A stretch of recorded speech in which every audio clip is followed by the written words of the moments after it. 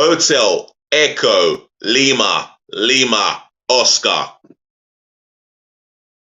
Good afternoon, live and direct from Southeast London, England, from your host, your guy himself, the one and only and truly DLG repping, otherwise short for Dele London Guna. Space Romeo Echo Papa Indigo November. And yes, welcome again to another Premier League roundup by myself, highlighting all the goals from all 10 fixtures in the Premier League over the course of the weekend. And there's been some talking points to get through. Good goals and more or less controversial refereeing, but less said about the refereeing, the better. Otherwise, before I get into the games, make sure you smash the thumbs up like button for me, yeah? Show me the love and the respect, yeah, by smashing the thumbs up like button for me.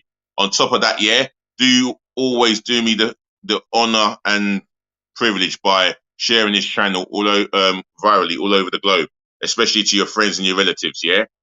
And if you're watching me for the first time, all my Premier League roundup, welcome on board. It's all love and respect here, yeah? So make sure you share this channel amongst your friends and your relatives, and tell them to share it amongst their friends and relatives, yeah? Keep the channel growing. If you got an opinion about my content, if you got a view, if you want to talk about the weekend games, a player that you want to talk about, manager, leave it in the comment section below. It's where comments are made for positive feedback only. That's where it belongs, and it stays in the comment section below. And on top of that, yeah, do make sure you smash the subscribe button for me. Please smash that sub button for me, left, right, and center, gloriously but passionately. Yeah, let's get more than 1,000 subscribers for the new year. That is my demand. 1,000 subscribers, please. Let's make it happen. 2023. This should be the year. I am praying. The more that you subscribe, the more I shout you out with love, yeah? So smash that button for me, left, right, and center, gloriously but passionately. And hopefully we'll get there this year. So let's talk about the games that's happened over the course of the weekends then. And let's start off with West Ham United v Brentford. David Moyes under a bit of pressure, I believe, after four defeats in a row. And Brentford, they go into the game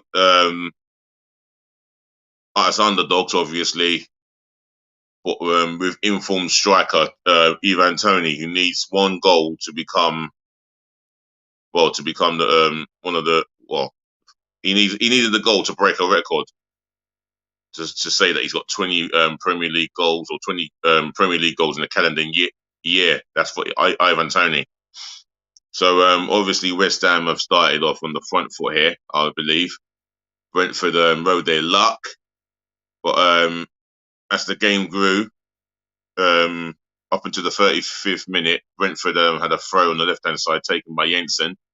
The ball was not properly, the throwing was not properly cleared, and it took Brentford two bites of the cherry to open the scoring. And yes, you guessed it, Ivan Toney with the goal. Then again, Brentford had their noses up, had their tails up, and before you know it, they got a second. Josh Da Silva, ex-Arsenal Youth Academy, raced past the defender on the right-hand side, opened his body and slotted it at the back post to make it 2-0 to Brentford. West Ham United did show more ambition from an offensive point of view.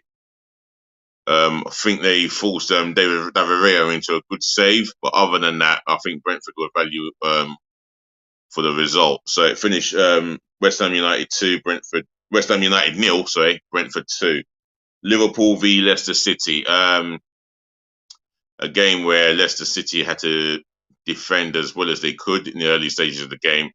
Route one, taken by the keeper, couple of passes, and Kiernan Dewsbury Hall races past the defender, races through Liverpool's defence, one-on-one with Alisson, and he finished quite well despite the bubbly touch.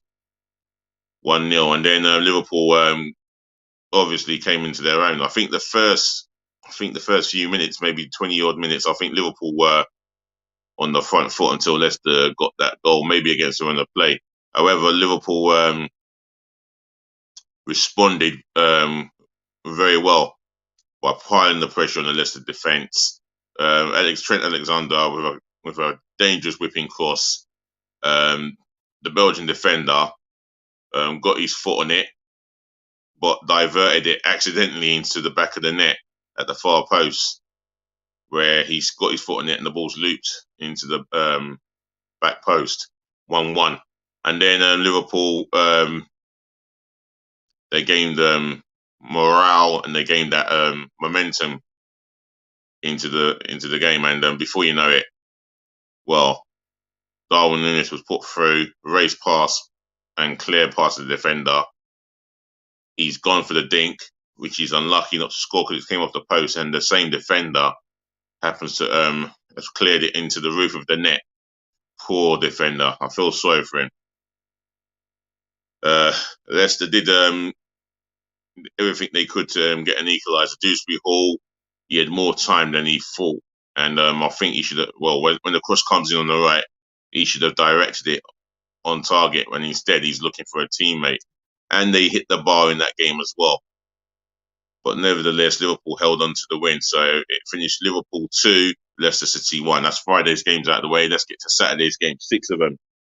Wolverhampton Wanderers v Man United to kick us off. Manchester United had the better of this first half, created a number of opportunities, but they just couldn't find the back of the net. I think the Wolves defender played a sloppy black pass towards the goalkeeper. He was never getting it. Garnacho launches onto it. He's opened his body up. He's gone for a side-footed low effort. Jose Sarr made a tremendous save and another interception to deny Manchester United taking the early lead. Wolves, they created the opportunities of their own. I mean, one clear-cut chance they had is through Daniel Prudence's good work on the left-hand side, pulls it back to Ruben Neves. He's gone for the blockbuster shot, but it was well saved, but it was well blocked by Luke Shaw. And Wolves get a corner from it, which they didn't do nothing much from it. Manchester United still continued to pile on the pressure to no avail. They couldn't get past the Wolves' defence for whatever matter, or they're missing gilt-edged chances because the Wolves' defence was there to be taken. And then a half-time substitution, Marcus Rashford comes on for, I don't know who it was, but he comes on and makes an immediate impact, and he gets the only goal of the game where he's cut inside, blasted it low and hard past Jose Sarr into the middle of the net. 1-0 to Manchester United. It was deserved, to be fair. Man United were on top of the game. Wolves, in the end, came into their own, and Ruben Neves had a free kick from 20 odd yards out, curling effort at the back stick, but David De Gea was equal to it with a fine save. And then in the end, the Wolves get a corner on the left hand side. A powerful header by Jimenez, but straight at David De Gea. Otherwise, it finished Wolverhampton Wanderers 0, Manchester United 1. Bournemouth v Crystal Palace. A game where Bournemouth needed to get a result. Palace could do the points as well. So it was a case of something had to give. And Bournemouth go into this fixture knowing that they've conceded the most Premier League corners out of any other Premier League team. Palace were looking to respond after a 3-0 home defeat by Fulham. And the way the game took off was Bournemouth were on the front foot, created some marvellous opportunities, I think. Just couldn't breach the Palace defence. I think Palace got their noses in front through the fact that they had a corner on the right. Jordan Ayew was causing all sorts of problems. He had an effort, well saved. And then the corner comes in, and Jordan Ayew was found unmarked. A downward sideward header at the back stick, 1-0 to Crystal Palace, and that's through a corner. And Anthony was booked for a foul on Elise as he got the better of him on the right hand side. And then before you know it, Palace showed their attacking prowess, got a corner. Elise takes it, passes it to Eze. Eze strikes it on the side of his foot, curls at the back stick, and what a sublime goal that was. 2-0 Palace. Bournemouth in the second half showed more intention, offensive attention in that second half, and unlucky not to get a goal. Gaeta was forced into a marvellous save in that second half, and he gathered the second effort as well. And I think Palace did more than enough to get the result they deserve. So it finished Bournemouth 0, Palace 2. Fulham v Southampton. Fulham always looked like they were on the front foot here, creating a number of opportunities. I think they forced a good save. I think one effort they had on target forced a good save from Southampton's Bazunu in goal. And then Fulham get a corner. Paulinho, he strikes it on the volley, downward volley that was, and it unfortunately came off the foot of the right foot of Ward-Prowse. So that gave Fulham the lead, and they held on to it until half time. But although they held on to it for half time because Che Adams had an effort that was well saved by Bernd Leno. That was the only shot they had on target I can remember. Or in the second half, Southampton started off on the front foot. They get a free kick from 20 odd yards out, and Ward-Prowse was the only one who's going to take this free kick and go for goal from 20 odd yards out and on target. And what a belter it was! What a fine strike! And you could see how delighted he was. However, Fulham responded very well to that equaliser, creating a number of opportunities, and they get a corner, in-swinging corner, flicked on by Paulinho, flicked on by a Fulham player, and Paulinho at the back stick to nod it home for 2-1. And Fulham still went for the killer goal, which they did, and they got a penalty as a long ball comes in. Southampton defenders and the goalkeeper combined fell to deal with the situation. So Bazuna's clattered into the attacking Fulham player, and in the area, it was a stonewall penalty that you'll ever see this season. However, Mitrovic steps up from 12 yards. He's gone for the far post keeper's left-hand side, and he's guessed well, and he saved it, Bazuna. And that was a very good save. However, Fulham held on to get the victory they deserved. So it finished Fulham 2, Southampton 1. Manchester City v Everton. I mean, you would think this was a home banker for Man City, and they had control of the game. To Everton's credit, they dealt with Erling Braut Haaland and his teammates very well. Every crosses that was coming in, they dealt with it. Every tackle. Everton competed defensively and defended quite well. Into the 20-something minute, Everton were found in 6s and 7s. Ball goes out to Riyad Mahrez, who does well to go inside, feint to shoot, cuts it and goes on the outside, finds crosses it, low cross pass to Erling Braut Haaland, and he did the rest. Swift finish, 1-0 to Man City, and you think the floodgates would open from there. But to Everton's credit, they held in there until half time to be 1-0 down. And then Man City, during that first half, they piled on the pressure and reigned with chances after chances. But to Man City's or to Everton's credit, they defended as well as they could. And then they had their moment where the ball was given away by Rodri. Or Rodri was, he did give the ball away, trying to find a cute pass to his teammate. That got cut out by Idris Gueye. He feeds it onto Demarai Gray, and to Demarai Gray's credit, he's running at the Man City defenders. He's found himself cutting inside, slips, and hits a 20-yard curler into the back stick, and what a peach of a goal it was. And that was Everton all squared up at 1-1. And Man City did pile on the pressure continuously. There was a scramble in the penalty area. Shot comes in from Riyad Mahrez, but well saved by Jordan Pickford. And then at the death, Riyad Mahrez curls in an in-swinging cross, and Rodri was inches away from nodding the winner for Man City. However, it finished Man City 1, Everton 1. And Everton would be more pleased with the point there.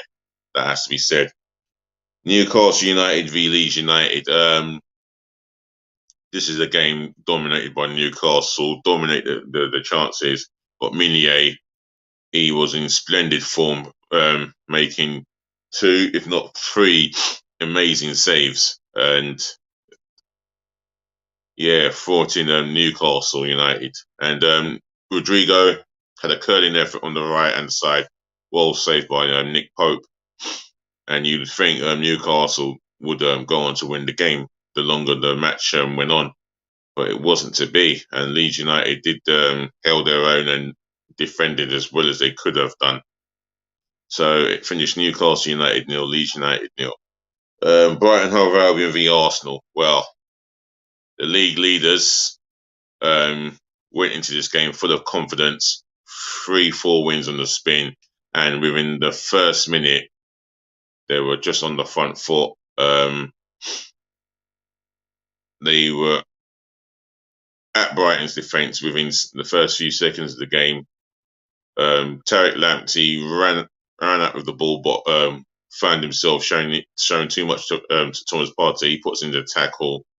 Martinelli receives it on the left from Zinchenko's pass. He goes for a curling effort, 2 deflections, fell to Saka, first time touch, and before you know it, he's side-footed it into the back of the net, 1-0 Arsenal. And 1-0 became 2-0.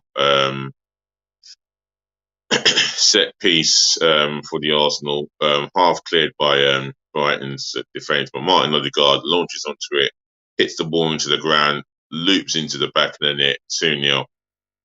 And you can see there's only one team in it. Brighton tried to show response, but Aaron Ramsdale had to make maybe one save where he's tipped the ball over the bar, even though there was no signs of any danger. And however, Arsenal went into the interval 2-0 up, and then 2-0 became 3-0. Arsenal were put under the cosh. A low cross comes in, dealt with by Partey and Xhaka, and the way Partey and Xhaka performed, it was magnificent. You have to say they were absolutely magnificent. Him, Partey, and Xhaka, Partey, and Odegaard, should I say. And before you know it, Arsenal got their noses in front on the counter, and Martinelli's gone for a left-footed drive after he's got the outside of the defender. But Eddie Nketiah, as a goal poacher, he was quick on his toes to put it past an unguarded net, really, 3-0. However, Brighton, to their credit, showed resilience and did not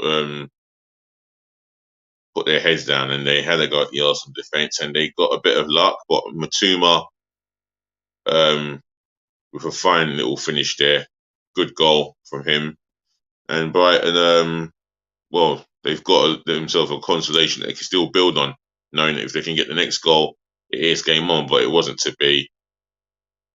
Well, a low cross comes in, and before you know it, it was dealt with by Partey. Partey passes it to Xhaka. Xhaka, he holds onto the ball for a little longer, finds Odegaard in a bit of space, but Odegaard in some space, should I say, and Odegaard releases the pass of the month to Gabriel Martinelli, who's got the better of Tariq Lamptey for pace.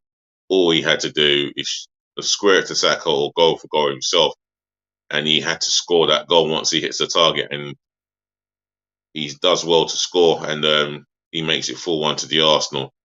And before you know it, Brighton, they look dead and buried, but they did not show any signs of giving up, and a mistake by William Saliba allowed Ferguson in on goal through the legs of Ramsdale, 4-2. And then the goal that that looked like it should have been given, but it was just offside by millimeters. By millimeters, Tomiyasu done well just to play his countryman offside. That's Matuma, and before you know it, Matuma's gone for the curling effort off the toes of Rob Holding, past the outstretched hand of Ramsdale, and you would have thought it was 4-3, but VAR disallowed it. So at full time, it finished Brighton of Albion 2, Arsenal 4, and that victory leaves Arsenal 7 points clear of the top of the Premier League. Next game, they're both on Sunday, and it starts with Spurs v Aston Villa. Well, from the highlights from the highlights that I've witnessed, Aston Villa looked like they were on the front foot, created opportunities. Ollie Watkins was put through on the left-hand side of the pitch to cut inside and drag his shot well wide of the target. That never phased Villa. Tottenham Hotspur, I couldn't see why. Tottenham Hotspur did have an opportunity where Perisic was put through. He tried to go around the goalkeeper. He's turned around and put in a swinging cross with his left foot. Harry Kane got up well, headed it towards target, where Ashley Young headed it off the line, and that was Tottenham's best chance of the game. However, come the second half, Aston Villa were in control of the ball. Douglas Luiz cuts inside, unleashes a shot from long range, at 25 yards out, or 22 yards out to be, maybe 22, 23 yards out. Luiz spills it. Ollie Watkins launches onto it first. He reacts very quickly and he did so well to react so quickly. Ball gets cuts back to Emiliano Buendia Stati, and he's hit it on the side of his foot, nice and low at the near post, 1-0 to Aston Villa. Tottenham didn't show any signs of response there. If anything, Heung-min Son loses the ball after showing too much to a Villa player. Villa have the ball on the counter attack, but I think the effort goes wide, or it breaks down, and before you know it, Aston Villa do go up the other end. Good bit of football played by Douglas Luiz and McGinn. McGinn receives the ball, puts in a fine pass for Douglas Luiz. First touch was sublime, and the second touch to lift it over the outstretched hand of Hugo Lloris. 2-0 to Aston Villa. Tottenham, they tried to pile on the pressure on Aston Villa, but I think they defended as well as they have done in recent games, and it paid dividends in the end. So it finished Tottenham Hotspur 0, Aston Villa 2. Oh well. The next game, which is the last but not least, Nottingham Forest v Chelsea. Chelsea in the first half, in total control. After the first, looking at judging by the first quarter of an hour, I think Chelsea were asking questions. But then again, Nottingham Forest had a counter attack that was effective.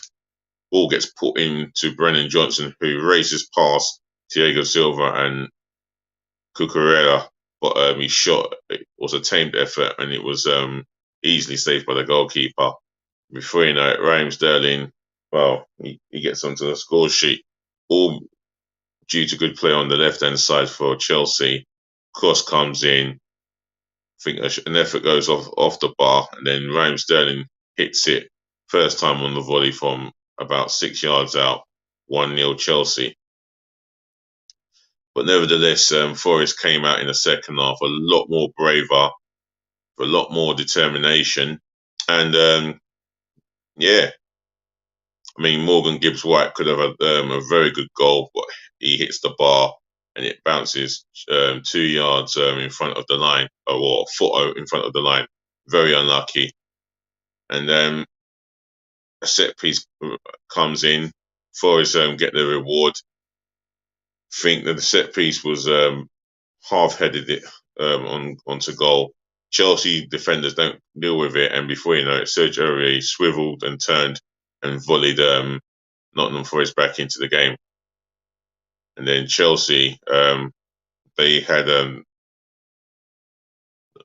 ball for the majority of the second half, piling on the pressure.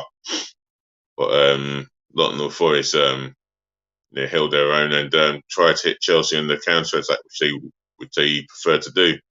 But nevertheless, it finished Nottingham Forest 1, Chelsea 1.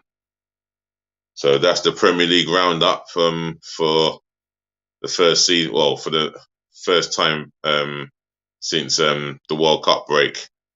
Other than that, it's always a pleasure to do a roundup with you guys and to keep you updated of what's going on in the English Premier League all over the world. So, ladies, to the gentlemen, to the boys, to the girls, a pleasure to say thank you for tuning in, thank you for listening, thank you for watching, and saving the best to last. Thank you so much for putting up with me.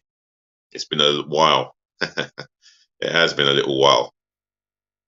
So remember to look after your friends, look after your families, do look after yourself, which is always important. Peace, love, and bless again, as always.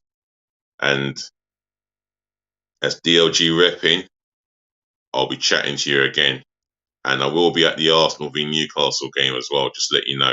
Remember to like, comment, share, and subscribe. All that I need to say is just remember, please be nice. And always, please be nice.